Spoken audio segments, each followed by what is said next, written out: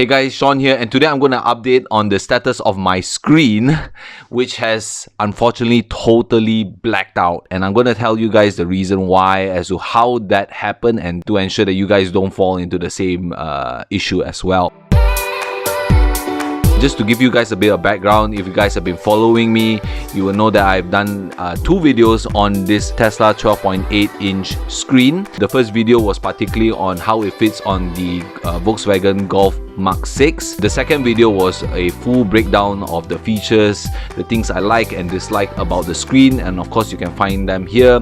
And it will be great if you guys can help the channel, give a thumbs up or subscribe, comment. It will help me tremendously. If you guys watched the previous video on the things that I disliked about the screen, one of the main issues I was having was the reverse sensor.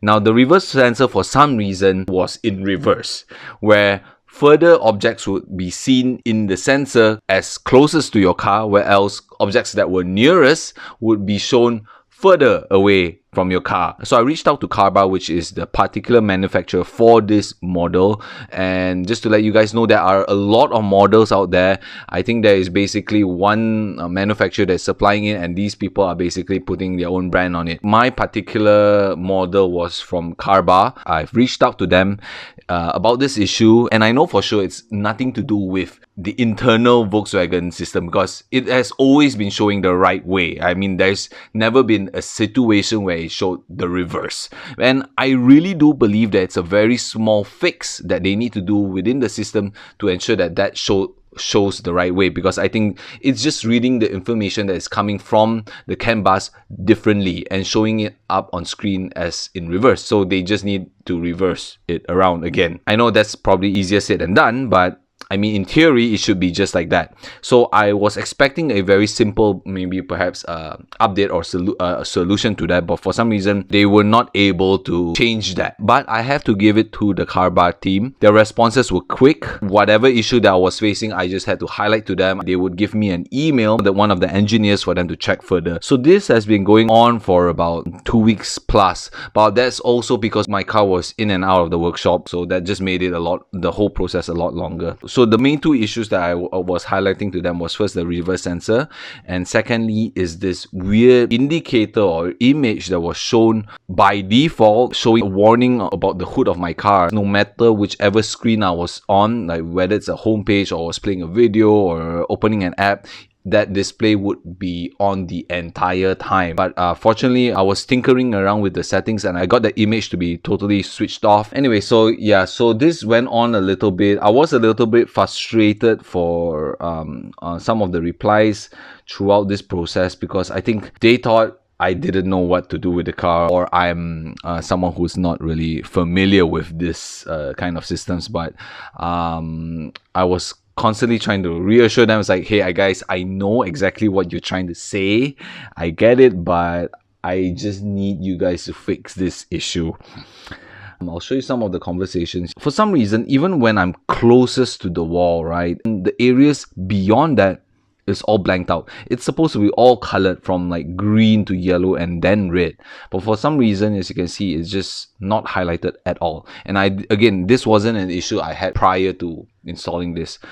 And then it came to this point, which is something I want to warn you guys, an update that they provided to me, which is basically a force system upgrade. It's not an app upgrade. Apparently, I was supposed to get a totally new software, particularly for the Golf Mark 6. So they gave me a bunch of steps that I needed to follow, and that's where the problem started to appear.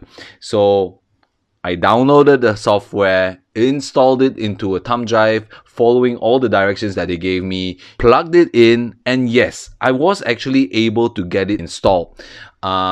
The lights came on, and like there was a whole icon that it's been updating, and you know, the whole process was completed 100%. And unfortunately, I don't have that on video. But after that, the screen totally just blacked out.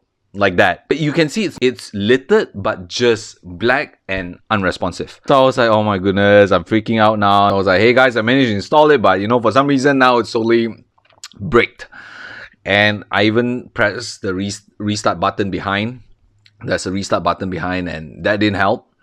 And then here we went on again, and like they asking me to do a bit of stuff. Can you re-update it? Can you try it the same way? And like, dude, I've been trying it the same way and been following your steps. And I'm not entirely super tech savvy, but I'm savvy enough to understand like, okay, if you need me to change the file name because that would affect how it's being installed, I get that. Where to put it in your USB, how to put it in, wait for it, I get that because I've been working in the tech space before and dealing with Android phones a lot, so I understand that. So we went about going about this for a while. So basically I've been highlighting to them like, dude, I just need to know how to unbrick my phone and how to hard flash this screen itself. But unfortunately for this screen, there isn't that feature. You don't have a volume down or a power on button, so there isn't actually a way to do a factory reset that which standard Android phones would be able to do. So yeah, that resulted in my entire screen breaking.